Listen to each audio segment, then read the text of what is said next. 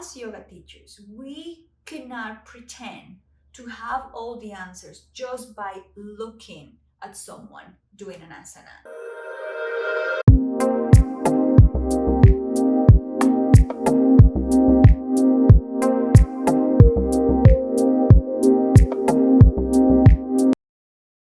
Hi, welcome to this video. My name is Eli and I'm very happy that you're watching because the idea behind this video is to help you to understand kind of like what to do, what to say when your students come with a few questions and maybe we don't know the answer.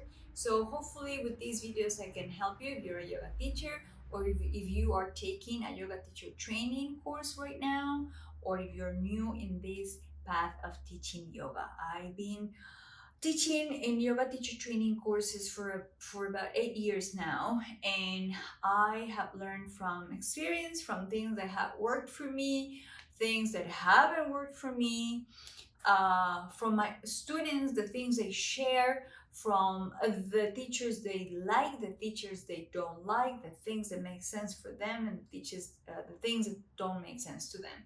So this series come from those from that background. So one of the things that I get a lot, especially because I teach anatomy, right? I teach comparative anatomy in the 200-hour yoga teacher training that we have, and also I teach yin yoga from a functional approach where the foundation is the functional anatomy. So I get these questions or these type of questions a lot, but also my students, when they have graduated and they start teaching, they get the similar type of question. And the question is, when a student comes to the class, they have certain condition, they have something happens to them when they are practicing, they feel something and they come with questions like, when I practice X pose, you can put any pose. When I practice, let's say, Lotus Pose, my right hip hurts.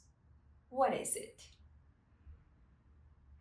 When I practice Cobra, my shoulders hurt. What can I do? And I can put thousands of examples. You just have to replace the asana and what they feel.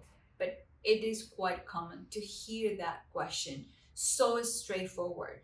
And believe me, people will come to your classes to ask you this. When I do this, this happened to me, what do I do? What is it? What is the reason behind that? What can it be? So one, I'm very happy that people come and talk to you because they need to tell this to someone. Unfortunately, they talk more about their conditions and their pain and discomforts with the yoga teacher than with the doctor.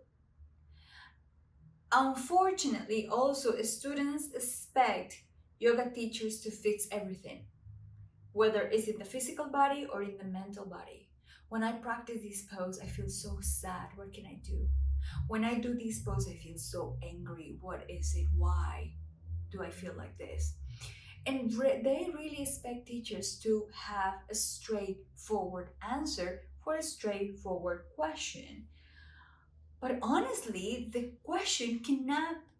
answer cannot be that straightforward. Just think about when you go to the doctor. When, let's say, you go to the doctor, you have your appointment with your doctor, and you come and you tell this person, look, when I watch TV, my right eye hurts. Why? The doctor will not tell you why. The first thing the doctors do is to ask you more questions. They will start asking questions about when this pain started, how is the pain, where do you feel the pain, does it hurt when you do this, does it hurt when you do that, what about your left eye, I don't know. They start asking you many questions. After those questions, they may have a theory, or maybe they need to send you some exams, some tests, so they can have more information and see if they start. So actually, after getting those exams, what they do is they have a list of theories of possible causes for that. They will send you some medication to kind of like release the pain, but they cannot tell you the root of the cause unless they investigate, they do a research about what is happening. So if that happens in medicine, how in the name of God we can think that in a yoga asana class someone can come and ask you a straightforward question and you have to provide a straightforward answer without doing any research? Crazy, no? But this is what happens. People come to you, people come to me with these kind of expectations. And somehow I really don't understand who told yoga teachers that we need to fix everything and everybody. That is our responsibility to fix people and to make people happy and to make people healthy. Wow, that is a lot of responsibility. So, how do we approach to this? If you have the time and the space, it will be ideal that you can ask questions to your student. These kind of questions, when someone's come and says, you know, when I do Lotus, my right hip hurts. So we need to start asking question. What kind of, what does it, where does it hurt? How is the pain? Is it very acute? Can you point it out somewhere? Is it more general?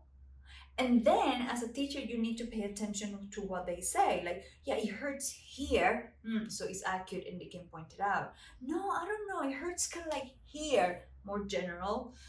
Is it happening in the direction of the movement or in the opposite side of the movement? Hopefully, if we have the space, we will ask the person to do other poses with similar mechanic of Lotus Pose. In this example that I'm talking, okay, let me see what happens when you do easy cross. What about square pose? What about warrior two? Because warrior two, believe it or not, it has the same mechanic in the front leg, the leg that is of the knee that is flexed. It has the same mechanic of Lotus Pose. So let me see what happened in your warrior two. I can give you so many ideas of the questions you can ask to this person. Then you will have some theories. It can be tightness around the hip joint that, by the way, is already a tight joint. It can be lack of elasticity of the muscles, the antagonist muscles, the muscles that are getting length and stretch when we're doing Lotus Pose. It's the lack of a strength of the agonist muscles, the muscles that are performing the action of that joint. Is it an imbalance in the body? Is it sciatica? Is it, there's so many theories that we have that, yeah, we can help the student to modify until we together find the probable cause of that. Because as yoga teachers, we cannot pretend to have all the answers just by looking at someone doing an asana. The person has to give us information. We need to start being a little bit more humble and ask the student, look, I can tell you what I see, but you're the only one who can tell me what you feel, because you are the one in your body, you are the one doing the asana. So tell me what you feel. I can help you with some modifications, but then I have to ask you, how does it feel to practice it like that? honestly, it is quite disturbing for me when I see yoga teachers, oh, is this, so you should do that. Done. It's like, wow, no, it doesn't work like that. The human body doesn't work like that.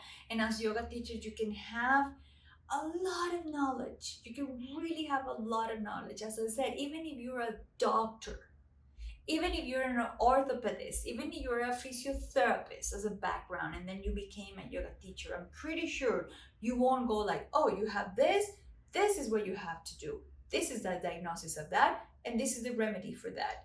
You will ask questions, you will start looking at the pattern of movement of that person. You will ask that person to walk, to sit, to do this, to do that, kind of to create a bigger picture of what is happening.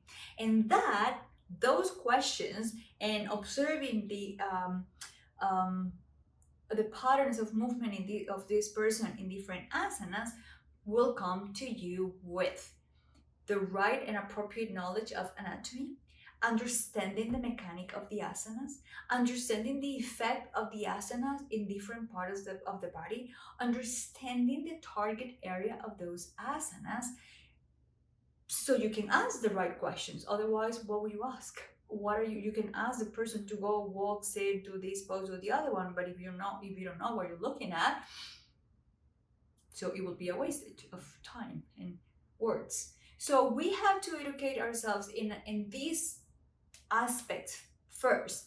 Ask those questions, become a scientific person in the yoga world by observing, gathering information, having hypotheses, having theories with you, and then allowing your student to try different things to see what works for that student. Because maybe another student with the same condition, with the same pain, with the same discomfort will need something different because it comes from different things. So it requires practice and knowledge and experience. So it's not that easy to say is this. So don't be afraid to tell your student, I would love to help you. I can give you some modifications to see how you feel, but I will need to explore more in order to help you. And we need to discover this together. So don't be afraid to tell your students, right now, I don't know, let's find out together.